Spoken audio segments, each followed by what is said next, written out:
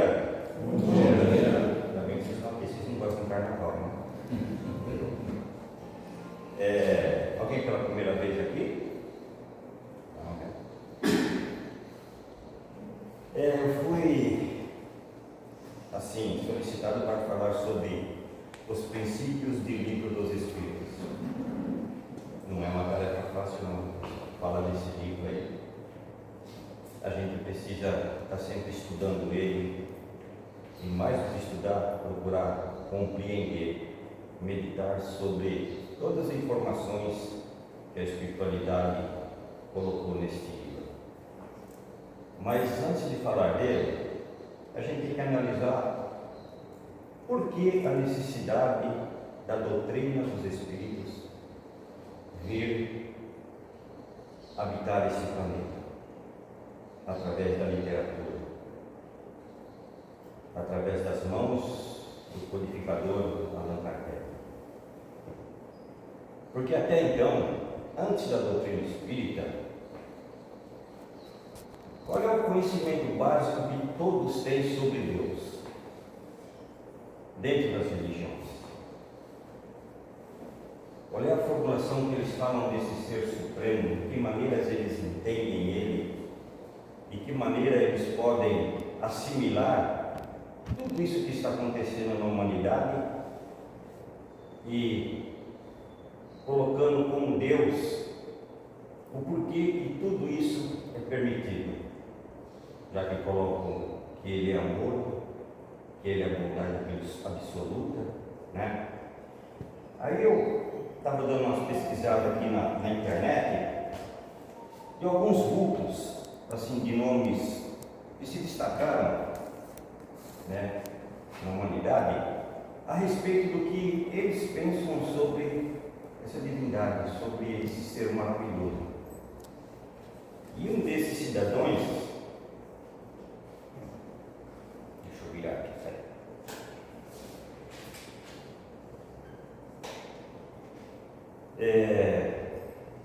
bem atrás, bem antes de Jesus, chamado Sócrates, você lembrou dele? Qual era a visão, qual era o entendimento que Sócrates tinha sobre Deus?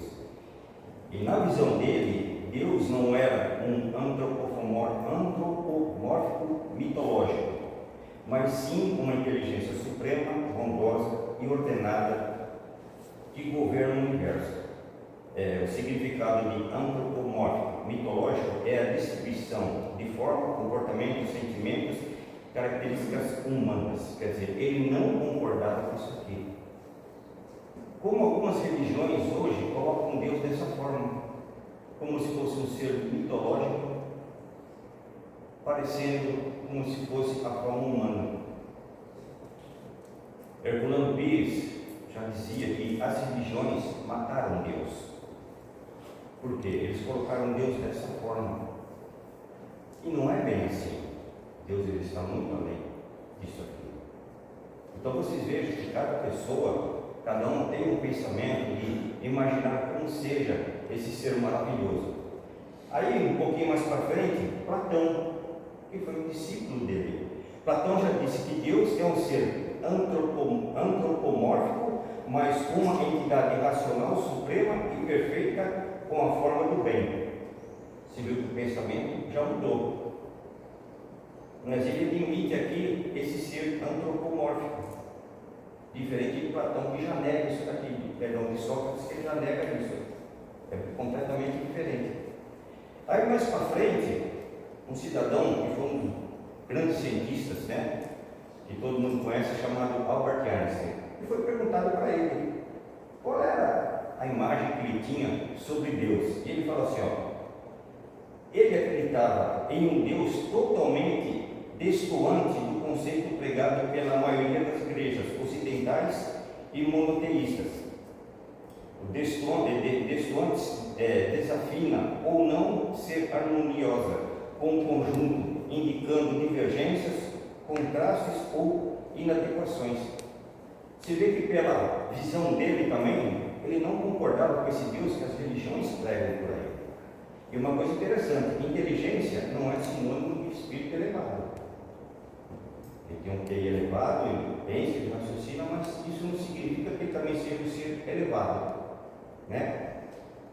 Aí um dos últimos cientistas, que faleceu há pouco tempo, chamado Stephen Hawking, aquele que ficou na cadeira de rodas. Vocês vejam como que era um ser, né? A inteligência que ele tinha, né? E ele falava assim, ó, em sua última fase madura e final, declarou-se ateu, argumentando que o universo é regido por leis físicas como a gravidade e não por intervenção divina. Ele não acreditava em Deus. Vocês estão vendo como cada cabeça pensa diferente? E são pessoas inteligentes, né? Que assim, trabalham em cima da ciência. Mas eu pesquisei sobre a ciência também, o que a ciência fala de Deus, como ela interpreta Deus. Ele fala assim que a ciência não prova e nem nega a existência de Deus, pois divindades estão fora do seu escopo empírico. Define-se limites práticos e conceitos de estudos, determinando quais dados, sujeitos, locais, eventos ou fenômenos no mundo real serão observados, coletados e analisados para sustentar as hipóteses teóricas. Você vê o que ele fala? Uns negam, mas outros não. Se a gente observar hoje, tem parte da ciência que acreditam nessa divindade, que acreditam em Deus. Mas muitos não acreditam por quê? Porque a ciência, ela lida assim, com coisas que ela pode ver, que ela pode apalpar, que ela pode medir peso, medida, altura. Mas quando se fala de Deus, onde está Deus? Eu vejo Ele, eu sinto Ele. Então essa é a dúvida da ciência. Aí aqui, os tríplices aspectos da doutrina espírita. Ela foi dividida em científico, filosófico e aspecto religioso ou moral. O que seria o aspecto científico? Ele foca no estudo experimental das manifestações dos espíritos e na relação entre o mundo material e o mundo espiritual. O que Kardec fez? Quando a doutrina espírita começou a aparecer através das pancadas, dos barulhos, né? Naquela coisa de divertimento, as mesas girantes. Mas para Kardec não, ele olhou aquilo e achou assim, poxa, mas tem alguma coisa de interessante nisso daí. Vamos pesquisar, né? Como é que eu posso fazer um questionamento com uma cadeira e me dar respostas? Então foi quando ele começou através da ciência, através de buscar os elementos, tudo ele descobriu que por detrás daquilo ali havia uma forma inteligente. E nada mais são do que a espiritualidade. E foi nesse instante que ele começou a ir mais a fundo, sendo instrumento da espiritualidade para trazer ao mundo a codificação. Que até então, se nós pegarmos assim, antes da codificação se tinha um pensamento sobre Deus, depois da codificação veio ao mundo, a gente começa a ter um pensamento diferente. Qual foi a primeira pergunta que Kardec dirigiu à espiritualidade no Livro dos Espíritos? Cadê os estudantes da casa? O que é Deus? Olha a diferença. Ele não perguntou quem é, o que é. O que é Deus? Inteligência suprema do universo. Ponto final. Não tem mais nada a acrescentar. Agora, se eu perguntar quem é a Júlia, vocês vão falar, Júlia é aquela mocinha simpática que está sentada ali, né? Ouvindo a palestra. Mas se eu perguntar o que é a Júlia, eu não sei. É completamente diferente. Então vocês vejam que hoje, em torno de tudo isso que está acontecendo com a humanidade, as pessoas pensam assim, mas como é que Deus pode permitir tantas coisas que está acontecendo, tanta atrocidade? Onde está Deus no meio de tudo isso? Mas para nós que estudamos a doutrina espírita, nós sabemos que Ele fez duas coisas assim boas. Ele nos criou simples e ignorante. Ele nos deu inteligência e nos deu o livre-arbítrio. Ele não interfere nas nossas vidas. Como muitas pessoas acham que Deus vai me castigar, que Deus vai me punir, né? Que Deus vai fazer isso, vai fazer aquilo. Não, Ele não interfere. Ele não mexe uma palha. Ele apenas deixa eu seguir o meu curso. Ele deixa eu seguir a minha vida. Porém, uma situação. Eu sou responsável por tudo aquilo que eu fizer. Ele fala, filho, tudo que você fizer na sua vida, você vai plantar, mas você vai colher. Você é responsável por tudo que você fizer. Então, às vezes as pessoas pensam assim, tá vendo aí, a pessoa fez tanto mal, no fim morreu, ficou por isso mesmo, só porque tinha dinheiro, se desvencilhou das penas terrestres, mas de Deus não. Então, às vezes, quando nós observamos tanta calamidade nesse planeta, que é um mundo de provas, expiações, tanto sofrimento de pessoas que a gente olha assim, e a gente tenta compreender o porquê, o significado daquela pessoa estar nessa situação. Vamos pegar o exemplo, aquela guerra que está acontecendo lá entre Israel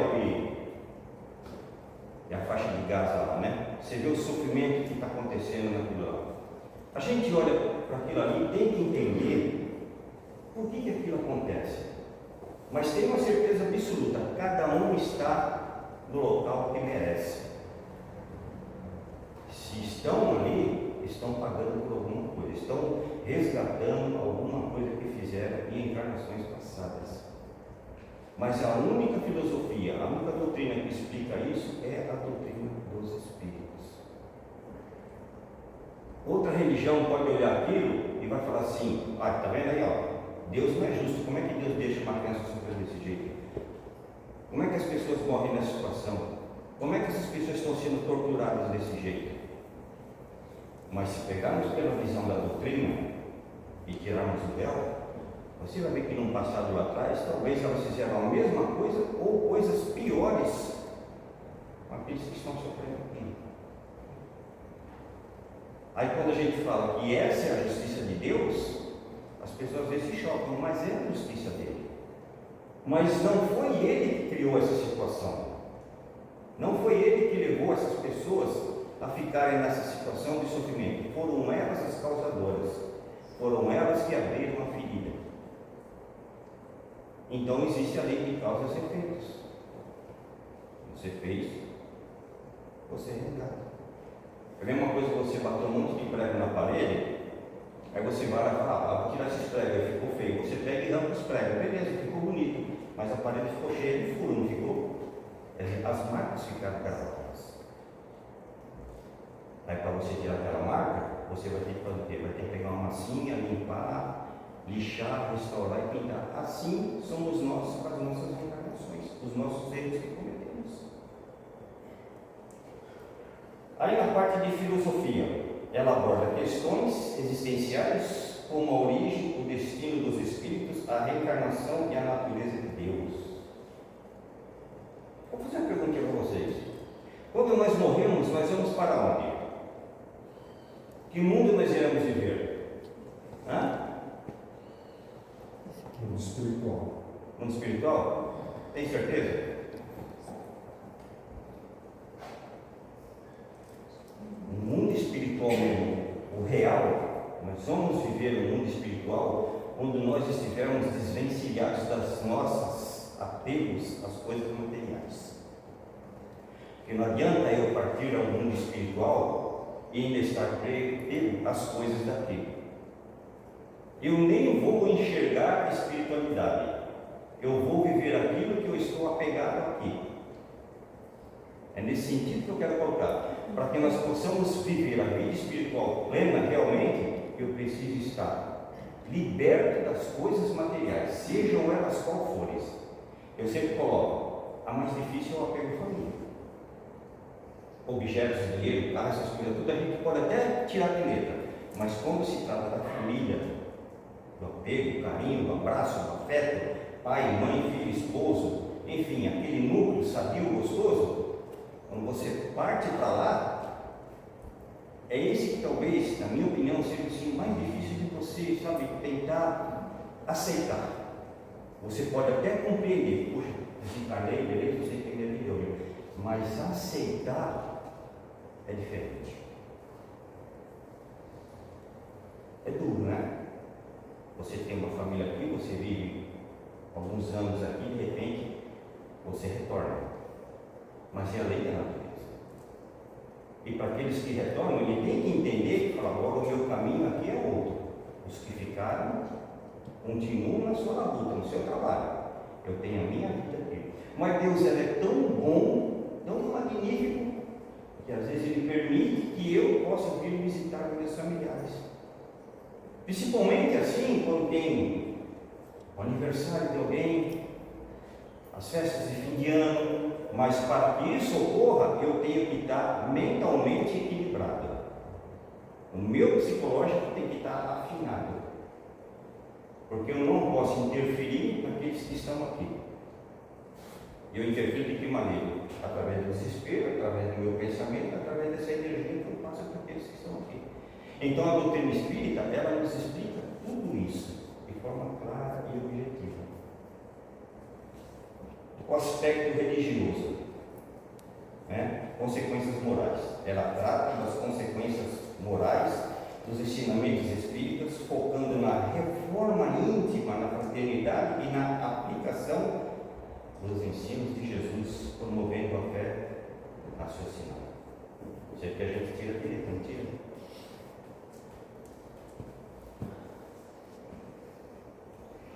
Quando se fala aqui focar na reforma íntima e na fraternidade e na aplicação dos ensinos de Jesus, e esse é o caminho. Esse talvez seja assim aquele que mais dói a nossa consciência. E vocês vejam bem, a gente está dentro de uma casa espírita, a gente estuda a doutrina espírita, a gente busca dentro do Evangelho, dentro do livro dos Espíritos, dentro de outros livros da codificação, e mesmo assim a gente falha no nosso compromisso com os nossos semelhantes, e principalmente dentro de casa. Não é com o meu vizinho, não é com a pessoa que está lá fora, mas principalmente dentro de casa. As divergências que existem, né? Os conflitos, a mesma coisa com o aborto. Quando a pessoa tem o conhecimento dos estudos da doutrina espírita, ela sabe que se ela fizer isso, ela vai estar cometendo um crime. Porque Kardec teve interesse em fazer essa pergunta à espiritualidade. Mas, e se a pessoa tiver que sofrer o aborto? A gente sabe que o aborto, assim, por fazer, é crime. Mas desde que ele esteja colocando em risco a vida da mãe, ele é permitido. Mas por que ela deve ser permitido? Porque se a mãe está correndo risco de vida, ela pode se tratar, ela pode se cuidar, e na próxima oportunidade esse espírito vai retornar a ela, onde ela vai estar preparada para recebê-lo no mundo material. Então essa é a única forma que a espiritualidade coloca em que é permitido a aborto. Fora disso, não. Vai do lado dela. Mas a gente não sabe os meandros que existem nisso daí. Porque que se cumpriu isso. E uma coisa interessante, daqui, hoje é dia 15, né? Daqui a 2 meses e 3 dias, esse livro aqui, ó, vai estar completando 169 anos, dia 18 de abril. Livro dos Espíritos. Aqui na introdução dele, ele fala assim, ó: com este livro, em 18 de abril de 1857, raiou para o mundo a era espírita. Nele se cumpre a promessa evangélica do Consolador, do Paracleto ou Espírito da Verdade. Dizer isso equivale a afirmar que o livro dos Espíritos é o código de uma nova fase da evolução humana. Olha que interessante. É uma fase, um código da evolução humana. Ele quer dizer o que com isso? Ele não veio para reformular o Brasil. A gente sabe que no Brasil a doutrina espírita está bem diversificada. Ela nasceu na Europa. Por quê? Era um país culto. Na época em que ela foi, trazida para a humanidade. Naquela época, se você pegar o Brasil aqui era indígena praticamente. Por isso que ela foi escolhida para ser divulgada na Europa, nascida lá, mas praticamente raízes mesmo ela criou aqui no Brasil. Por muitos espíritos que passaram por aqui, William, Chico Xavier, Divaldo, Bezerra de Menezes e tantos outros grupos que tem na doutrina espírita. Aí ele continua, e é exatamente essa sua posição na história do pensamento. Este não é um livro comum, que se pode ler de um dia para o outro e depois esquecer num canto da estante. Nosso dever é estudá-lo e meditá-lo, lendo, relendo constantemente. E o Valdo sempre falava, esse livro aqui é para ser lido e estudado todo santo dia. E ele tinha um hábito interessante. Sempre que ele ia numa viagem, ele sempre levava o livro dos Espíritos. Mas quando ele saía, ou ele podia estar num avião, ou num bonde, ou num trem, ele deixava o livro na poltrona. Para que alguma pessoa chegasse lá, mas que livro que é esse aqui? Eu vou pegar para ver.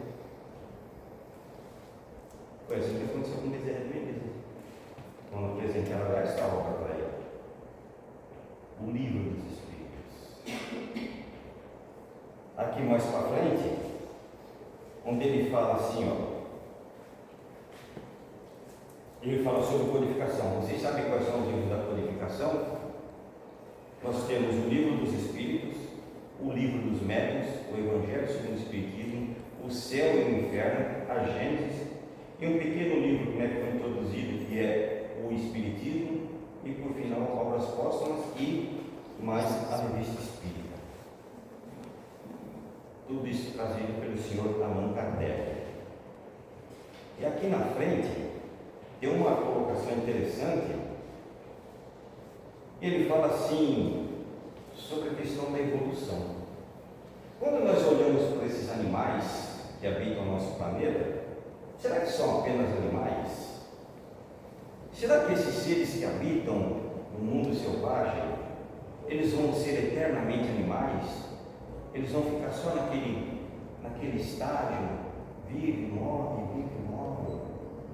Se fosse assim, aí você ia questionar, velho, se Deus ele me criou um espírito simples e ignorante, estou aqui desenvolvendo a minha inteligência, vou me tornar um espírito evoluído, por que o animal tem que ser eternamente animal? Que lógica tem isso?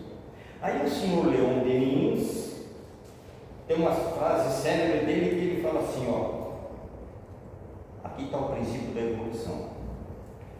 A alma dorme na pedra, sonha no vegetal, agita-se no animal e acorda no homem. O que vocês entendem com isso? Aqui está o princípio da evolução. Ele continua. Veja-se a este respeito a definição do item 540 deste livro, do Livro dos Espíritos, que para maior fidelidade e reproduzimos. É assim que tudo serve, tudo se encadeia na natureza, desde o átomo primitivo até o arcanjo. Ele quer dizer, nós conhecemos o átomo como a menor partícula que existe. Ele simboliza aqui como um arcanjo, como o ser mais evoluído que talvez possa existir. Figurativo, tá? A gente sabe que não. Mas muito além disso. Pois ele mesmo começou pelo átomo, admirável lei da harmonia, de que o vosso espírito limitado ainda não pode abranger o conjunto. Ele quer dizer, dentro dessa teoria da evolução, que esse simples átomo, essa simples partícula que nós não conseguimos enxergar, vai se tornar um arcanjo. Assim como nós nos tornaremos um arcanjo, porque a lei da evolução é essa. O próprio Jesus afirmou isso quando ele falou assim: o que eu faço, vocês podem fazer e muito mais. Se ele falou isso, então quer dizer que eu vou ser um ser igual a ele. A caminhada é essa. Então esses seres que a gente vê, que a gente observa em Tudo isso na natureza é um processo evolutivo de um princípio inteligente que está habitando a natureza. E ele vai passar por esse processo até se tornar a parte humana. Mas é que vocês ficam pensando, mas caramba, quanto tempo vai levar isso? Bilhões e bilhões e bilhões de anos. O processo é lento. Mas esse é o caminho de todos. É o caminho da evolução. Agora, a evolução ela se torna rápida ou lenta, aí já vai depender de cada um. Paulo, no livro que fala sobre Paulo e Estevão, quando ele acordou e viu os erros que se estava cometendo de perseguir os cristãos, quando ele teve um encontro com Jesus na estrada de Damasco, e ele compreendeu a situação, ele mesmo falou: eu transpus um abismo que havia entre eu e o Cristo. Aí teve aquela mudança dele, né? E praticamente foi um dos braços direitos do Cristo, né? De levar a palavra, de levar a mensagem, e foi assim até o final. E o interessante, que depois do momento que ele começou a ser perseguido também, ele foi preso. Porque Paulo naquela época lá, ele era um soldado, ele era como se fosse um general 4 estrelas aqui. E os soldados tinham muito apreço por ele. Mas mesmo assim, ele foi condenado por ter virado as costas ao regime que até então ele seguia. Ele foi condenado à morte. Ele foi levado à ilha de Pátaros. E os soldados tinham tanto respeito por ele, que ele olhou e falou assim: vocês recebem ordem, então façam o que tem que ser feito. Ele foi decapitado. Se vocês quiserem saber o resto da história, conta o livro Paulo e Estevão que está lá. Uma obra bonita. Aliás, eu estava vendo uma entrevista com o Chico, né? Não lembro que ano que foi. E o repórter perguntou para ele: qual foi o livro que mais mexeu com você, que mais você ficou emocionado de psicografar, de escrever? Ele falou: foi Paulo e Estevão. Porque ao mesmo tempo que ele escrevia, é como se uma tela se abrisse, ele vivendo todo aquele momento que estava acontecendo. Ele sentia que está dentro daquele tempo, daquela época. Então ele falou: foi o livro que mais mexeu comigo, contando a história desse cidadão. Aí sobre a filosofia espírita, ele fala assim, ó: esta rápida apreciação da estrutura do livro dos Espíritos em suas ligações com as demais obras da codificação parecem suficientes para mostrar que ele constitui, como dissemos, o início, o arcabouço filosófico do Espiritismo. Contém, segundo Kardec, declarou no Pontifício os princípios da doutrina, e é, portanto, o seu trabalho filosófico. Embora não tenha sido elaborado em linguagem técnica e não observe os rigores da minuciosa exposição filosófica, é todo um complexo e amplo sistema de filosofia que nele se expõe. Quando ele fala aqui, ele não foi elaborado uma linguagem técnica, ele usou uma linguagem simples, por quê? Para que todos nós possamos compreender. É difícil você pegar um livro técnico, de ciência, de matemática, você vai ler aquilo, você tem que fazer cálculo, você tem que desenvolver, você tem que ir com a mente, né, para trabalhar, para você compreender todo aquele sistema. Mas aqui não. Esse livro aqui é como beabá, que você lê e compreende, mas cada um compreende de uma forma. Por isso que nós temos os estudos em grupo na Casa do Caminho. Porque quando nós estamos estudando esse livro, e dentro da pergunta e a resposta, cada um dos participantes aqui tem um entendimento.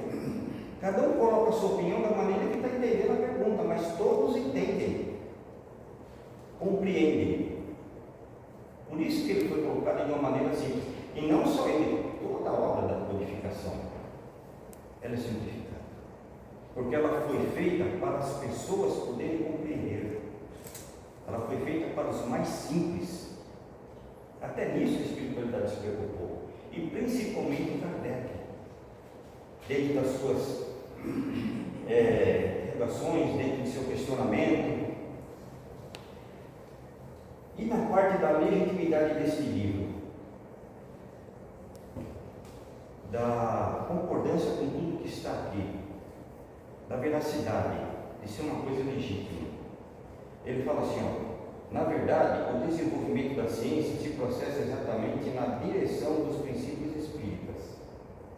A desintegração da matéria pela física nuclear, a concepção da matéria como concentração de energia, a percepção cada vez mais clara de uma estrutura matemática do universo, a conclusão a que alguns cientistas são forçados a chegar de que por trás da energia parece haver outra coisa, que seria o pensamento.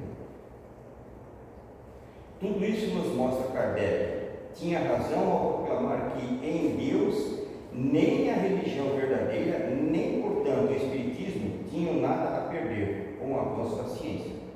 Pelo contrário, só o tem a ganhar, como os fatos demonstram dia a dia. Essa segurança dos princípios espíritas decorre da legitimidade da fonte espiritual deste livro, da pureza dos seus meios de transmissão mediúnica e da precisão do método kardeciano. Então vocês vejam que a própria ciência, ela dá a sua parte de colaboração. Amém? Porque assim, se você questionar as perguntas e respostas que estão nesse livro, você tem o direito de questionar. Mas para que eu possa dar o questionamento, para que eu possa ter uma discordância, eu preciso colocar uma coisa que está diferente desse livro. Eu tenho que provar. A ciência não prova isso. Tudo que está aqui foi elaborado com raciocínio, com a fé lógica, com raciocínio lógico. As perguntas que Kardec direcionou à espiritualidade foram perguntas assim, de um cunho de um interesse de querer saber, sabe, aquela sede de perguntar, do interesse, e as respostas foram mais perfeitas ainda. E o interessante é que existiram perguntas que Kardec fez à espiritualidade, e ele simplesmente na educação dele, eles falavam, vocês não estão preparados para receber tal informação. Por quê? Porque talvez o nosso cérebro, a nossa condição não vai ter condição de assimilar. Como ele mesmo pergunta, o que é o Espírito? O que é o Espírito? Acho que é a pergunta 26 e 27. Princípio inteligente. É um volume. O princípio inteligente. Princípio inteligente. É o primeiro ser pensante. O Espírito, nós espíritos. Mas aí se perguntar, como é o Espírito? Ele fez essa pergunta. Como é o Espírito? Qual é a forma do Espírito? Veja bem, eu estou falando do Espírito, não do Espírito, mas do Espírito na sua essência. Eles responderam da maneira que você puder conceber, que pode ser um clarão, uma flama, uma luz. Nós não sabemos o que é o Espírito, de que maneira que ele é, qual é a essência dele. A própria espiritualidade falou, hoje vocês se preocupam com o perispírito, nós nos preocupamos com a nossa formação, o Espírito. Então aí a gente dá para entender mais ou menos assim, será que esses espíritos que ajudaram na codificação da doutrina são assim aqueles espíritos mais evoluídos que tem no universo? Na minha opinião, não. Vai muito além disso daqui. Aqui na frente dos prolegômenos tem a assinatura dos espíritos que fizeram parte da codificação. E tem mais uma explicação aqui que ele fala assim, ó, a explicação está na sinceridade de Kardec e na sua fidelidade dos espíritos que lhe revelaram a doutrina. Porque fizeram um questionamento para ele aqui sobre a legitimidade do livro. Por que Kardec não assinou o livro? Porque você vê, tudo quanto é livro que você pegar, está na assinatura da pessoa, não está? Principalmente livros de romances mediúnicos, né? Tem um monte de autores por aí que ele vai lá, vai assinar. Por que Kardec não assinou? Allan Kardec, o pseudônimo, né? Mas ele não fez isso. Mas por quê? Ele podia ter feito.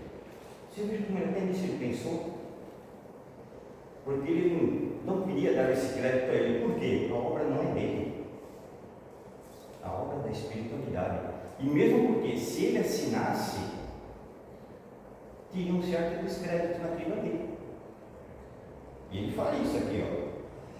A aplicação está na sinceridade de Kardec e na sua fidelidade aos espíritos que lhe revelaram a doutrina. Ocultar-lhes os nomes seria deixar uma possibilidade de lhe atribuir a obra. E ele sempre fez questão de precisar que não passava de um colaborador dos autores espirituais. Além disso, suas explicações a respeito são absolutamente claras para todos os que estão aptos a compreender o fenômeno espírita em sua plenitude. Então vocês vejam que até nisso ele se preocupou. Não vou assinar, a obra não é minha, a obra é de vocês. O contexto todo que tem nisso aqui é de vocês. O mérito é de vocês. Eu sou apenas um colaborador. E que colaborador não, pessoal? No problema científico aqui, Kardec examina o problema científico do Espiritismo no capítulo 7 da introdução do estudo da doutrina espírita. Ele fala assim: vejamos um trecho bastante esclarecedor que o leitor encontrará no lugar próprio desta edição. A ciência propriamente dita, como ciência, ela é incompetente para se pronunciar sobre a questão do Espiritismo. Não lhe cabe ocupar-se do assunto e seu pronunciamento a respeito, qualquer que seja favorável ou não, nenhum peso teria. Por que ele fala isso? A ciência, praticamente ciência, não tem competência para falar sobre a doutrina espírita. Lembra que eu falei para vocês que a ciência luta com provas que ela quer ver, ela quer provar? No tempo das mesas girantes, das levitações, era normal acontecer isso, né? As pessoas se reuniam numa sala, procuravam tudo que é coisa para ver se não tinha prova e viam uma mesa levitar. A ciência explica isso. Se você levar ela no espaço, ela pode explicar. Por causa do fator de gravidade, não é verdade? Mas aqui não, de repente você está aqui, a mesa se levanta, como é que vamos ver? Deve ter algum barbante, alguma cordinha ligada nisso daqui. E não tem nada. A mesa se levita. Houve médios que faziam parte da levitação, mas a ciência ela é nula para explicar esse tipo de coisa, porque ela não está vendo, ela não percebe. Apesar de que já existem cientistas que buscam, estudam e compreendem esse sentido. E isso está no livro dos médios. Ele explica claramente ali também esse fator mediunidade de efeitos físicos. E o problema religioso? A natureza religiosa do Livro dos Espíritos ressalta desde as suas primeiras páginas. Como já vimos, Kardec o inicia pela definição de Deus, mas o Deus espírita não é antropomórfico, não é um ser constituído à imagem e semelhança do homem, como o das religiões. Definição espírita é decisiva. Deus é a inteligência suprema, causa primária de todas as coisas. Estão vendo a diferença? Mas, até hoje, as religiões persistem nisso. Pode ser no catolicismo, pode ser nos evangélicos. Não estou colocando como crítica, é a maneira que eles entendem, ele tem que respeitar. Mas nós entendemos diferente. Porque se vocês observarem, quando o pastor ou o padre está fazendo algumas colocações lá, existem controvérsias. Porque ao mesmo tempo que a pessoa fala que Deus é bom, e uma vez eu ouvi falar, Deus é bom, mas a vingança pertence a Deus. Mas a vingança é um item, uma coisa tão baixa, tão mesquinha. Como é que ao mesmo tempo você coloca Deus como um ser bondoso e ao mesmo tempo ele vai se vingar? É comum a gente ver as pessoas falar assim, Deus vai me castigar. Não faz isso porque Deus castiga. Mas é o entendimento dela. Mas quando a gente estuda, quando a gente procura dentro da doutrina espírita, a gente vê que é completamente diferente. Como eu já disse, Deus ele não interfere na minha vida. Ele não, sabe, não faz isso, não faz, ele não me deixa, o Senhor Ele deixa eu ser responsável pelos meus atos. E dessa maneira, não tem um ditado que diz que a gente aprende com os nossos erros? E é verdade isso. Você erra uma vez, você vai procurar não errar mais. Errar mais, acho que é complicado, né? Mas quando você comete uma falta, um erro, alguma coisa, você fala, caramba, errei. Você já não vai errar mais. Mas o mais difícil é você pedir desculpa. Por quê? Nariz em pé, orgulho. Às vezes quando você ofende a pessoa, você não chega e fala, poxa vida, me desculpa. Me perdoa. Perdão é uma coisa sublime. Mas você me desculpa. Eu errei, né? Não devia ter feito isso. Mas o orgulho não deixa a gente fazer isso. Nós queremos estar sempre com a razão. Aí entra naquela parte lá que eu escolhi para vocês, dos princípios de Jesus, da máxima do amor, da caridade. Essas são as principais diretrizes que nos aproximam de Deus: o amor, a caridade, a benevolência. As outras, orgulho, inveja, vontade, nos afastam dele. Agora, cada um age dentro das suas condições para se melhorar. Quantas encarnações nós já tivemos e quantas encarnações nós teremos para fazermos essa tal de reforma íntima, para sermos pessoas melhores? Se a gente observarmos na época de Jesus, ele não andava no meio dos doutores da lei, ele andava no meio do povo, dos pobres, dos expropriados, né? As mulheres de marido, né? Naquela época, porque ele falava assim: não são as pessoas sãs que precisam de remédio, são os doentes. E foi o que ele fez,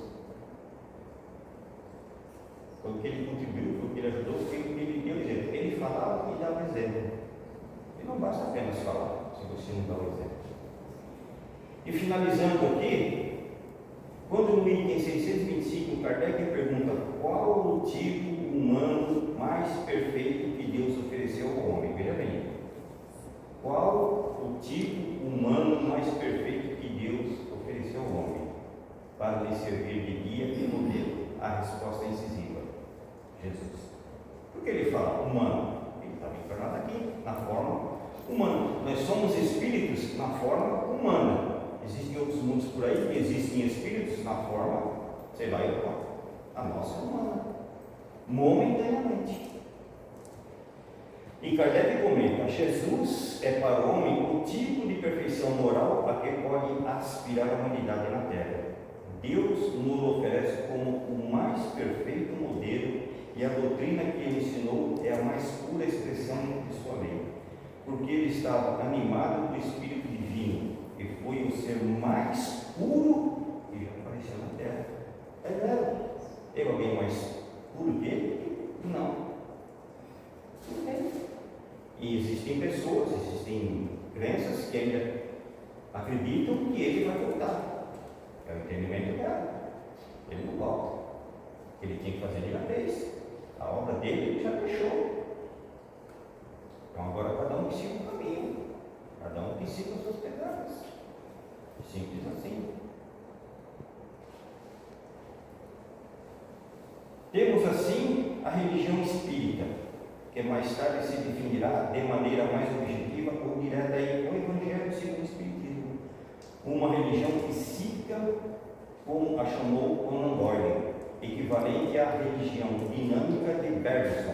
No capítulo 5 da conclusão, Kardec afirma: o Espiritismo é forte porque se apoia nas próprias bases da religião. Deus, alma e as penas e recompensas futuras. E porque, sobretudo, mostra essas penas e recompensas como consequências naturais da vida terrena. Lembra que eu falei antes aqui? Tudo isso que está acontecendo na humanidade, alguém provocou. E alguém vai ter que ser responsável. Mas quais são as recompensas futuras? Aquele que souber passar com resignação pela sua prova, pelo seu resgate, pelo seu sofrimento, de não se revoltar, não blasfemar. Aquele que entender que ele precisa daquilo para se melhorar. Às vezes a gente tem o hábito de ver uma pessoa comer uma coisa do lixo ali, e a gente olha e fala, vai pensar assim, puxa vida, aquela pessoa deve ter sido muito ruim em encarnações passadas, né? Vivendo do lixo. Às vezes não. Às vezes aquela pessoa que está ali é um espírito um pouquinho mais adiantado de qualquer um de nós aqui. Aí você fala, então, mas por que ele está fazendo aquilo ali? Porque muitas das vezes ele pediu uma prova assim tão dura para ele se melhorar mais ainda, se ele conseguir passar por ela. Então vocês estão vendo, as provas mais difíceis, mais dolorosas, são as que mais nos elevam, que mais aproximam de Deus. Não tem um ditado que diz quando a esmola é, como que é? Desconfia, né? Quando a esmola faz, você não se desconfia. Sim. Mas é assim, aquele que tiver a prova dura mesmo, conseguir passar por ela com resignação, é um degrau a mais que ele sobe na evolução, na conquista espiritual. Agora, se nós analisarmos, a nossa vida é dura? Não. A nossa vida é boa? É boa. Eu saio daqui, eu tenho uma casa, eu tenho um lar, eu tenho um prato de comida, eu tenho uma cama, eu tenho roupa, eu tenho tudo isso. Tenho perna, tenho braço, tenho olhos, tenho ouvido. Para poder caminhar, muitos não têm.